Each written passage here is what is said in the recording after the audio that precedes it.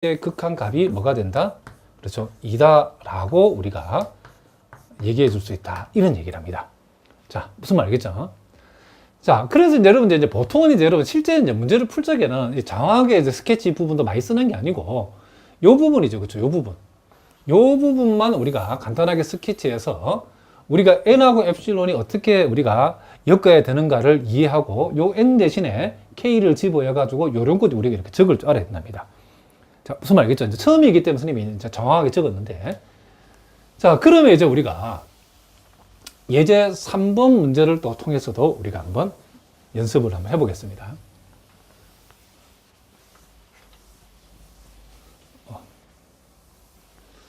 자, 서두에서도 얘기했지만 여러분 가운데에 자, 상대나 무슨 통계학과 학생으로서 요 강의를 듣는 분들은 요 은밀한 의미에서의 이 극한의 정의를 너무 그 깊이 안 파줘도 대략적으로 한 이 정도 그런 흐름이구나 정도만 아시면 되고, 반면에 혹시 여러분 상대 학생이라도 앞으로 대학원 가서 해석학을 공부할 분들은, 공부를 해야 되는 그런 관련 과에 있는 분들은 요 부분을 잘 해야 되고, 물론 여러분 가운데 수학과 같은 경우는 그쵸, 임용 시험을 대비하거나 수학과 학생인 경우에는 정말 이 부분을 정말 열심히 하셔야 된다. 매우 중요한 내용이랍니다.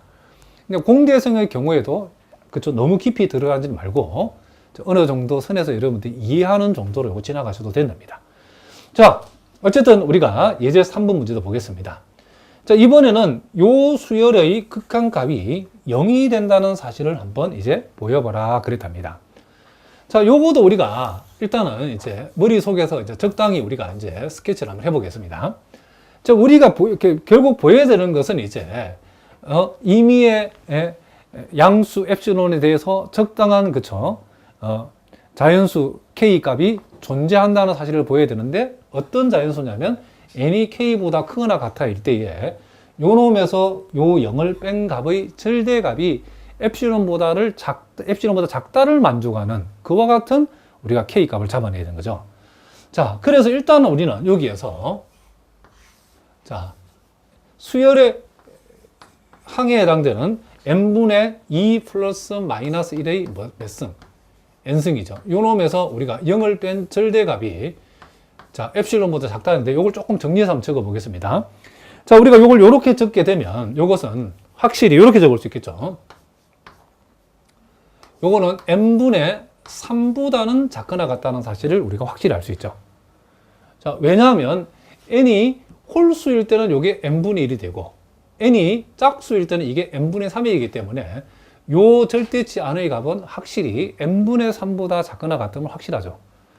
그러면 우리는 자, 여기에서 요걸 뺀 값이 n분의 3보다 작거나 같은데 요 n분의 3보다 작거나 같은 것이 뭐보다 작다? 엡실론보다 작다는 사실을 만족하도록 n과 엡실론을 엮으면 되죠.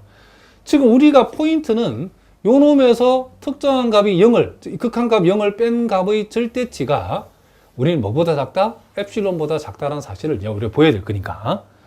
그럼 여기에서 이제 우리는 요 부분을 우리가 n에 관해서 풀어준다겠죠.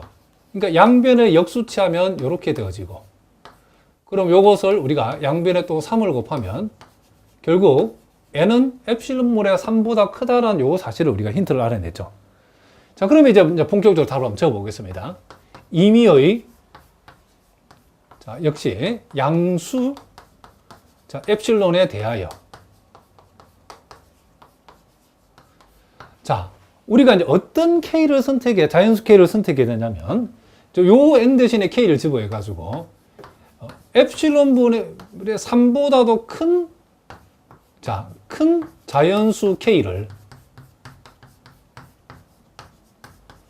자, 잡으면